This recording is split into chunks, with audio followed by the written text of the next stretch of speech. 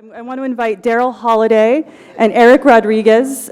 They're founders of Illustrated Press. And we'll see a whole other type of collaboration. Hi, how are you? Fine. So, Darryl's a photographer and reporter with DNA Info, and Eric is an artist and graphic designer for the Chicago Tribune. And together they produce what they're about to present to us, some comic journalism. Hi, and thank you for the introduction. This has been great watching all of these. We're big fans of Radio Ambulante already, and Amy and Jose's project was great also. So, yeah, we are the Illustrated Press. Let's see. So it's right there. I just wanted to give a shout out to Jamie, our third illustrator. He's right there. And he's right there. That's our third partner. Jamie Hibdon. So we created Illustrated Press in 2011, basically when we were coming out of school as an outlet for our illustrated journalism projects. Eric, like you said, is an illustrator at the Chicago Tribune. I work for DNA Info Chicago as a reporter. So we basically want to go over what we can, but give just a general outline of what exactly. Oh, sure, thanks. What exactly we do. So this next slide. Essentially, like any reporter, we have just a slew of notes from the process. Eric and I will go to stories on scene where I will shoot pictures, he'll do sketches, drafts. Yeah, I work on illustrations on the scene, but I also try to document as much as possible with video and photography so I can go back and make sure everything is what it should be objectively. This next slide shows just a scripting process. Once we get back from the scene, we tend to huddle together, see what we have, photos, sort of compare notes. This is from years ago, but it works the same way now. I generally will write out a script, we'll edit it from there. Yeah, we kind of get together on the script and the next part is storyboarding, but that's where you can talk about This next slide, yeah, like I said, is storyboarding. I think this is where it sort of goes from being a traditional story to an illustrated version. Yeah, this is where we bring in panels and the whole comic format. So you can see on the left side there's the rough storyboards, and we kind of sit together and rough out everything from the script as a comic, and then I translate that into the final piece, which is with color and everything. And it's very tedious, takes a long time, but we kind of, that's how it works. Yeah. This next slide, we wanted to give sort of, show more of actually what we do. This is a story that we did for the Chicago Reader. It was called How to Start a Shooting. I was a crime reporter for 2 years with DNA Info. One story was the death of a girl named Marissa who was shot when she was 19. I ended up finding her mother, and we've actually become really good friends since then. Sort of like you mentioned earlier, trying to avoid the pack mentality of just, so-and-so place, so-and-so date, so-and-so died, and that's the end. We spent a lot of time down in Grand Crossing. In this next slide kind of shows a little bit more of this Marissa. And the next slide, we ended up walking around the family for, I think, over the course of 2 weeks, Yeah. I don't know, repeatedly. Anyhow, I wanted to show that to show sort of this next slide, how exactly we began transitioning from on the scenes to photography to draft illustrations. Yeah, so this is a rough again of that scene. The next slide too sort of shows Yeah, more. there you go. This is page 3, or the last page from How to Survive a Shooting. So as you can see, that's the final outcome. Sometimes I stay in black and white just to kind of produce faster so we can get our stories out by a deadline. So this is, yeah. We can run to the next one. And again, this is more of just behind the scenes of how we go from story to story. The next slide. again, more. And then the final product is this next slide right here. Ended up being the cover story. Another way, I guess, is a different track of how we go from story to story. This next slide shows a story I had written for DNA Info about a homeless encampment in Avondale, Chicago, where basically the city had begun building these barriers to force the homeless population out of the area. We sent some FOIAs out. We ended up talking to the alderman, the CDOT, which is the Department of Transportation. Found out that basically the city was spending upwards of $40,000 to force people out of this area. You know, obviously you could spend that money on housing people, but aside the point. Basically, so the story, I had covered it 3 or 4 times over the course of about a month. And this next slide sort of shows the comic version of it. This we did for City Lab. That was back in November? Yeah. Yeah. I guess just to give another example of how daily reporting has its uses, but there's, I don't know, you can do more, I guess, combining art and journalism, or you can at least do it differently. I think it's more engaging. I think it's more exciting. I think it's more visually appealing. I think it applies. You can take an investigative story and make it so a child is reading it and not even really knowing that it's a deeply investigative story, but still getting all of the information. Now we're on time. This is that was Jamie Hibdon's illustrations, by the way. But yeah, we this whole medium, this format, we wanted to kind of bring on new age groups to like be interested in journalism. So kind of that caters to the comics and the illustrations. So. This was a story we did pretty far back, kind of going into the history of Englewood, Chicago. I guess I want to put this slide in for an example of how we can break the mold of traditional journalism and go backwards in time even. Early 1900s, 1950s Chicago. And I want to bring up the... Well, I mean, one of the questions that immediately comes to mind for me is you both have day jobs, if you will, right? So do you get paid to do this work, and how is it being distributed in general? Yeah, we have been getting paid. Essentially, like freelancers. We partner with different organizations like City Lab or Progressive Magazine or the Center on Journalism or Children and Families, various groups really, the Illinois Humanities Council. It pays just fine, and our day jobs don't get in the way because we're essentially doing the day jobs that we combine our forces to. Yeah, it's hard to balance the time issues and deadlines, but at the end of the day, it's kind of hand in hand. Like I'm an illustrator and graphic designer at the Tribune Content Agency, and I do a lot of kind of similar aspects with journalism visually. So. And give us a sense of where these are published in general. Do you put them on your own site? Do they, clearly they go to publications? Right. How can we find them, in other words? We've done work for WBZ, the Progressive. There's new forms of journalism publications coming out specifically for comics journalism. There was a recent one called Symbolia, and it was an iPad format. And it was kind of introducing a interactive aspect into comics journalism where you can just scroll through, click on word bubbles and get sources for where the material came from. So that was a very cool medium. So I did read, and you mentioned it, that you're rather meticulous, similar to the video we just saw, about really representing things as they were, which kind of surprised me, because I guess I always feel like, well, there's some license here, but you're not really taking those licenses. You're the illustrations really do reflect reality, right? Yeah, That's an example that actually, if we do this next slide, this is sort of an example of how you can take some license and still accurately portray what's happening in an interesting or funny way.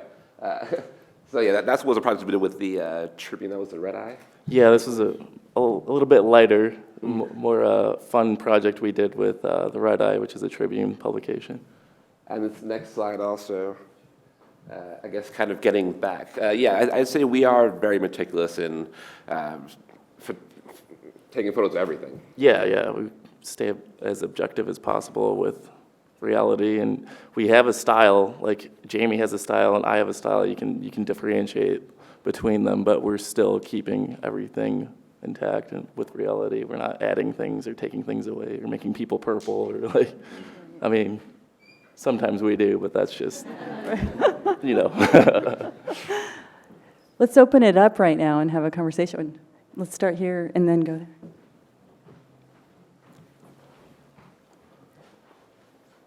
Thank you. It's Peter Bayo from the Centre for Public Integrity. I can guarantee you an outlet on the Centre for Public Integrity. I love this kind of thing. How inspired were you, if at all, by Joe Sacco and his kind of news-related cartoon comic work? And Ian, would you go a tiny bit further on it? How much of this works online? Is it? Do you have to make it interactive? Do you find paper a better medium? Is comic better static, more? You know, do you lose the humor sometimes when you make it interactive? Where are you going with that sort of thing? Because sometimes it is often the beauty of reading it exactly as the person intended. Right. We're working on a book right now, like our second print book. I mean, we love print. Yeah. But online, I think we are definitely exploring interactivity, how a reader can engage with the comic, either through the act of just clicking through a page at your own pace, through embedding GIFs into the story itself. Yeah, I mean, we started in print at Columbia College together. That's where we met, and I was kind of doing the same aspect, like bringing visuals to Darryl's story when he worked on the Metro desk. So we catered to print in the beginning, and we kickstarted and published our own print book. So I love print, but at the end of the day, you're going to be able to do more digitally and online. And is Joe Sacco an inspiration for you? Or is he just another cartoonist for you? No, I think of Joe Sacco sort of as the grandfather of this medium. I think there's a new batch of comics journalists right now that sort of don't come out of that same line as Joe Sacco, but you know, it's almost a similarity, like editorial cartooning is to comics journalism. You know, I think we're taking it new ways, but I think all of us respect and admire how Joe Sacco opened up the medium. Next, Thank you. Naima Jordan, Off-Page Project. So I'm wondering, first question is, how do you decide what stories are going to get the comic treatment? And then second question is, are you only focused on Chicago stories, or are you also illustrating for other projects? How we decide, I basically use the same process I use for my work with DNA Info. If it's timely, if it's relevant, if it's engaging, I'd say where the comics come in, the best stories tend to work where they're character-driven, or really subject-focused, when there's a lot of movement. Yeah, we'll try to capture the characteristics of a person, personality traits. We want to recreate them as best as we can in our illustration. So we focus more on people's stories, and we're kind of following in the footsteps of Studs Terkel, kind of in Chicago. All of our stories have been based out of Chicago so far. So I don't think we're limiting ourselves to Chicago yet, but it's home base for us. We love it. You know, it's where we find all of our inspiration, really. Yeah. So we're moving out of that eventually. But. Here, let's go back there, and then after, and then after. Sorry. Oh, sorry, is the mic out? So there was one way in the back. I just want to make sure we're spreading it around. And then we can go to Annabelle next. Hi, Nicole Beamster with NPR. I'm just wondering practically, you said it's a long process. From start to finish, how long does a project generally take you? I know they're different lengths, but an average. And at what point do you get involved in a reporting project if you're partnering with someone? Is it from the beginning, or do you, I mean, obviously you go out and you do your own research, but at what point do people reach out to you generally? Ideally, we would like to have the partnership set in the beginning. A project could take, I'd say, average, maybe I guess 2 months, but the range is, I mean, we can't do breaking news, say, really. It's not very conducive to turning around a story the next day or that same hour. But if we have anywhere from a few weeks to a few months to work, it would be great to have a partner already set at the beginning, because editing for the illustrations can be tricky. You want to get them done before things are really inked. Yeah. Keeping with, I'm trying to make the best possible composition. So when I'm working with the beginning of the text, I'm also finalizing artwork, but I have to combine those two things, and sometimes we'll edit and cut text, and then there's something missing, so I have to add something to it. So yeah, it's very timely, but at the same time, we try to streamline the process as much as possible. I've been working in a lot more black and whites along with Jamie, and it kind of helps us create the artwork faster and be able to edit it easier rather than coloring everything constantly. I'd add too that I think we're also interested in mixing different mediums as we go, whether that be video or audio. So it also helps to have whoever we're working with at the get-go to see how exactly we can, bring as many art styles as possible into the work. Meaning you use video to inform the drawings? Is that what you mean, or? I'd say more, right now it's more open. Yes, we definitely would use a video. We have before used videos to inform the drawings. I'd also be interested to see at some point how we can animate our stories to be in a video, per se. Definitely. Yeah, Anabel Hernandez. How the readers react to this format? I mean, do you think that media can really get more readers through this format? Oh, absolutely. I definitely think so. I think Symbolia, one example that Eric mentioned, kind of proved to us, for one, that readers love this stuff. Traffic looks good, the clicks look great. Whenever we do partner, and that's been a Medium, for example, medium.com, we can see in the back end there. And the traffic, it's good. I hope that answers your question. I guess basically yes. Like going back on expanding the audience, like you're getting a younger audience. Obviously, it's comics, so you see kids see these illustrations and colorful artwork, and they like move into that. And journalism has always been something that people focus. People are saying that the youth isn't into journalism anymore and all that, but I don't know, that's what we're trying to reinvigorate with this project.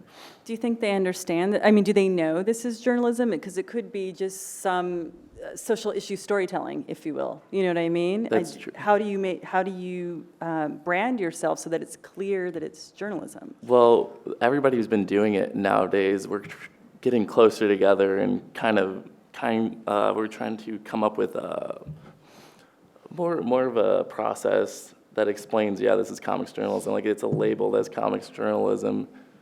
Do you want to add more? Yeah, personally, I don't think I really mind if they don't know that it's journalism. I think what is important is that the information gets across. Like I was saying about, I guess, investigative stories, I would think almost a triumph in some ways would be that you can be reading it and absorbing it and not have to put a label on it, not have to fit it into a certain category. But I think so far, there hasn't been much. Early on, we were explaining every single time what it was. We'd have to really go through point by point every time that it was accurate, that it was reporting, that it was, Fact-checked everything. Yeah. Now more and more so, I think, thanks to different groups, people are, open to a confluence of mediums and still being accurate reports. Is there another, Isabeau? Hi, Isabeau from Al Jazeera. I saw you were using photos as the kind of source material. How would you illustrate something that you don't have images for? Like someone giving you an account of something that happened in the past. How would you recreate that? All right, it's tricky ground. I mean, we research like crazy for everything we do. Like I was saying about a few slides back, we went back in time and sort of did a historical look at what the place looked like 50 years ago. That involved a lot of, again, photos, a lot of firsthand accounts from my uncle and a lot of other people who were there in person and could tell us exactly what was where. As far as illustrating it, though, how do you approach Yeah, I mean, we usually try to find as much documentation, archival photos as possible before we go into it.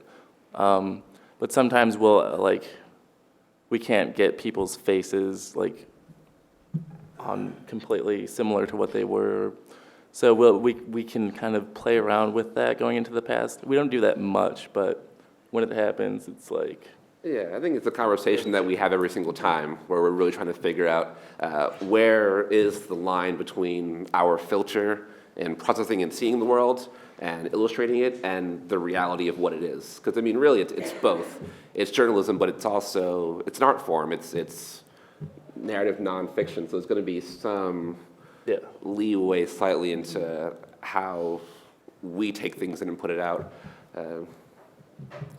But yeah, I'd say historical, going back is always the... Yeah, I don't mean in the past, like, historical, more like, if you have film of an event unrolling, you know, you can just make film, but the advantage of doing drawings is that you can illustrate things that you don't have on film, that happen, you know, like an event that somebody... Like a crime, like a violent attack or something somebody witnessed. Yeah, we illustrate on the scene too. Like if we're there, I'll be sketching out stuff. Jamie sketches out stuff on the scene too. So yeah, we're constantly documenting everything as much as possible so we can get everything right as much as possible. Jamie, you're... Yeah, yeah. That's part of the beauty of the art form too, is that Right. we can find creative ways to. If we don't have reference, we can find creative ways to still get the message across without having to, like, we don't know what that person looks like, but we'll find a new way to show them. Whether it's a silhouette, something like, that's the beauty of having complete control of what you're showing, so. Are there other questions? We're quite on time, and what I want to do, if it's okay with Janice, is actually just open it up, because I feel like we were trying to keep the show going, to open up to any of the presenters today, any questions you might have lingering, and they can come up or they can get a mic. But are there any questions as we wrap up these presentations? Did anyone want to ask? Okay, thank you.